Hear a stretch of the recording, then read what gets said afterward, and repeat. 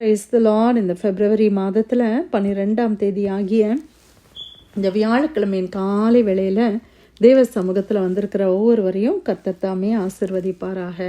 இந்த நாளிலும் நம்ம தியானிக்கிற கர்த்தருடைய வார்த்தை நம்முடைய பரிசுத்த வேதாகமத்தில் சகரியா என்கிற தீர்க்கதரிசியின் புஸ்தகத்தில் 12ஆம் அதிகாரம் 10வது வசனத்தின் முதல் பகுதி. சகரியா சாப்டர் 12 verse 10. நான் தாவீது குடும்பத்தாரின் மேலும் எருசலேம் குடிகளின் மேலும் கிருபையின் ஆவியையும் விண்ணப்பங்களின் ஆவியையும் ஊற்றுவேன். அல்லேலூயா. கர்த்தருடைய அருமையான இந்த வசனத்துக்காக இந்த காலை வேளையில நம்ம தேவனை ஸ்தோத்திரிக்கலாம். ஆண்டவர் ஒரு வாக்குத்தத்தம் கொடுக்கிறாரு. ஆண்டவர் என்ன சொல்றாங்க?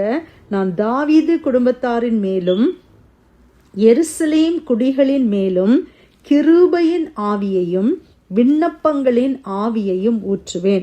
ஆண்டவர் நம்ம மேல, கர்த்தருடைய பிள்ளைகள் ஆகிய நம்ம மேல, நம்ம குடும்பத்தின் மேல ஆண்டவர் கிருபையின் ஆவியை ஊற்றுகிறார்.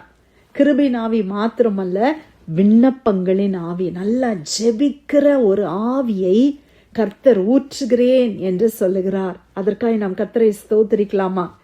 நம்ம குடும்பங்கள் மேல தேவ கிருபை அதிகமாக இருக்கும்படி ஆண்டவர் கிருபையின் ஆவியை ஊற்றுகிறார். ஆமென். நமக்கு எல்லாருக்கும் அந்த கிருபையின் ஆவி வேணும். ஆண்டவருடைய கிருபை இல்லாமல் நம்மளால வாழ முடியுமா? வாழவே முடியாது. இல்லை, ஆண்டவர் அப்போஸ்தலனாகிய பவுலுக்கு ஒரு வசனம் சொன்னாங்க. என்ன சொன்னாங்க? 2 கொரிந்தியர் 12:9 என் கிருபை உனக்கு போதும். நமக்கு போதுமானது ஆண்டவருடைய கிருபை. நம்ம இன்னைக்கு நிறைய லிஸ்ட் வச்சிருக்கலாம், இதெல்லாம் எனக்கு வேணும் ஆண்டவரே அப்படின்னு சொல்லி. ஆனால் ஆண்டவர் சொல்ற பதில் என்னன்னா, என் கிருபையின் ஆவியை நான் உனக்கு கொடுத்துட்றேன், என் கிருபையை உனக்கு கொடுக்குறேன். எவ்வளோ பெரிய ஒரு ஸ்லாக்கியம் இல்லையா? எவ்வளோ பெரிய ஆசீர்வாதம். ஆண்டவர் நமக்கு கிருபையின் ஆவியை ஊற்றுவேன் என்று சொல்லுகிறார். நம்ம மேல மட்டும் இல்ல பிரியமானவர்களே, இந்த வசனம் என்ன சொல்லுது? நான் தாவீதின் குடும்பத்தார் மேல.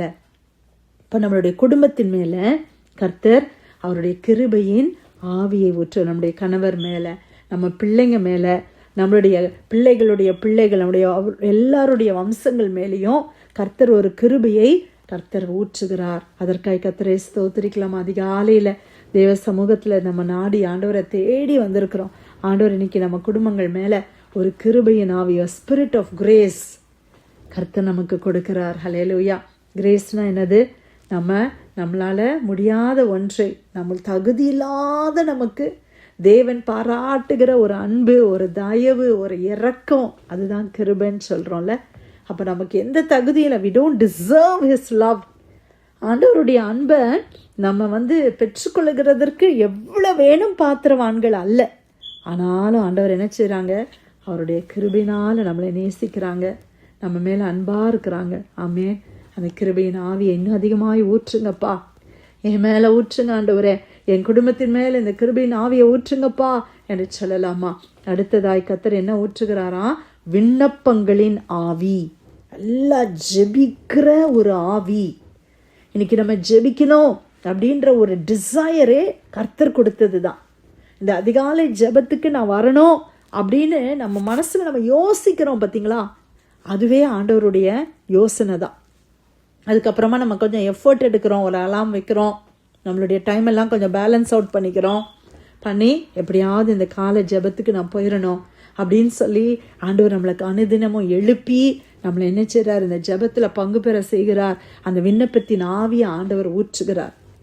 மற்றவங்க என்ன செய்வாங்க? யோசித்து பாருங்க. ஜெபிக்காதவங்களை யோசித்து பாருங்க. எந்த காரியம் நடந்தாலும் அதை குறித்து புலம்புவாங்க, அதை குறித்து புறம் பேசுவாங்க, மற்றவங்களை பற்றி ஏதாவது பேசிக்கிட்டு அப்படியே தங்களுடைய நேரத்தை கழிப்பாங்க. ஆனால் ஜெபிக்கிற பிள்ளைங்க என்ன செய்வாங்க? ஒரு காரியம் பாரமாக இருக்குது, இல்லை ஏதோ ஒரு காரியத்தை நீங்கள் கேள்விப்படுறீங்க, நம்ம என்ன செய்வோம்? ஆண்டவருடைய சமூகத்தில் போய் ஜெபிப்போம். அப்படிதானே? நமக்கு ஒரு காரியத்தை ஆண்டவர் பாரப்படுத்தினா நம்ம என்ன செய்கிறோம்? உடனே ஜெபம் பண்ணுறோம். ஒரு நியூஸில் தான் ஒரு நியூஸை நம்ம வாசிக்கிறோம், அது நமக்கு ரொம்ப பேர்டனாக இருக்குது. எல்லா நியூஸும் நமக்கு பேர்டனாக இருக்காது. ஒவ்வொருத்தருக்கும் ஒவ்வொரு காரியத்தை குறித்து ஆண்டவர் பாரப்படுத்துவார். அப்போ அந்த காரியம் நம்மளை பாரப்படுத்தும் போது நம்ம என்ன செய்கிறோம்? முழங்கால் போட்டு, ஆண்டவரே இந்த காரியம் எப்படி இருக்குதே இப்படின்னு சொல்லி நம்ம ஜெபிக்கிறோம். அதுதான் விண்ணப்பத்தின் ஆவி. கர்த்தர் இந்த விண்ணப்பத்தின் ஆவியை நம்முடைய குடும்பங்களிலே கர்த்தர் ஊற்றுகிறார். இன்னைக்கு நம்முடைய கிராண்ட் பேரண்ட்ஸ் ஜெபம் பண்ணாங்க, நம்முடைய பெற்றோர் ஜெபித்தாங்க. கர்த்தர் கிருபையில நம்ம இன்னைக்கு ஜெபிக்கிறோம். இனிமே நம்ம பிள்ளைங்க ஜெபிக்கணும். ஹல்லேலூயா. எத்தனை பேருக்கு அந்த வாஞ்சை இருக்குது, ஆண்டவரே என் பிள்ளைங்க ஜெபம் பண்ணணும், ஆண்டவரே அதிகாலையில் எழுப்பி எங்கள் பிள்ளைங்க ஜெபிக்கணும்ப்பா. கர்த்தருடைய பிள்ளைகள் நல்லா ஜெபிக்கிற பிள்ளைகளாக ஆண்டவர் நமக்கு அந்த கிருபையின் ஆவியையும் விண்ணப்பங்களின் ஆவியையும் கர்த்தர் ஊற்றுகிறார். ஆமென். நம்ம ஜெபம் பண்ணுறதோடு மட்டுமல்ல, சில நேரத்தில் பார்த்தீங்கன்னா ஃபேமிலியில் அம்மா தான் ஜெபம் பண்ணுறாங்களே அப்படின்னு சொல்லி அப்படியே எல்லாரும் ஸ்லோ டவுன் ஆயிடுறாங்க ஸ்பிரிச்சுவலாக.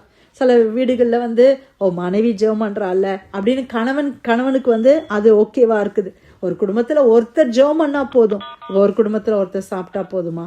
அப்படி இல்லைல்ல, எல்லாரும் நம்ம ஜெபிக்கணும். அப்போ நம்ம என்ன செய்யணும்? ஜெபிக்கிற தேவ பிள்ளைகள் நம்ம அந்த விண்ணப்பத்தின் ஆவியை என் கணவன் மேலே ஊற்றுங்க ஆண்டவரே, என் பிள்ளைங்க மேலே ஊற்றுங்க ஆண்டவரே, எல்லாரும் நாங்கள் சேர்ந்து ஜெபிக்கணும். ஆண்டவர் நிச்சயமாக ஊற்றுகிறார். ஏன்னா இந்த வசனத்தின்படி தாவீதின் குடும்பத்தார் மேலே ஊற்றுவேன்னு சொல்கிறார். அப்போ ஆண்டவர்கிட்ட நம்ம சொல்லலாம், ஆண்டவரே இந்த வார்த்தையை வச்சு நாங்கள் ஜெபிக்கிறோம், எங்கள் குடும்பத்தின் மேலே ஒரு கிருபையின் ஆவியை நீங்கள் ஊற்றுங்க, எங்கள் குடும்பத்தின் மேலே ஒரு விண்ணப்பத்தின் ஆவியை நீங்கள் ஊற்றுங்கப்பா, எல்லாம் ஜெபிக்க கிருபை கொடுங்க. அது இதுன்னு பேசி நேரத்தை வீணாக்காதபடி, சும்மா இந்த ஃபோன்லேயே எங்களுடைய நேரத்தை நாங்கள் வீணாக்கி விடாதபடி எல்லாம் ஜெபிக்கிற ஒரு விண்ணப்பத்தின் ஆவியை கொடுங்கப்பா என்று சொல்லி அப்படியே நம்ம கேட்கலாமா?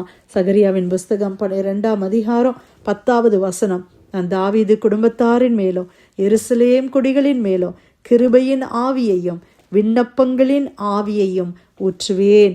கர்த்தர் கொடுத்த நல்ல வார்த்தைக்காய் ஆண்டவருக்கு நன்றி செலுத்தி பிரேயர் லைனில் வந்திருக்கிற யாராவது நம்ம ஜெபிக்கலாமா?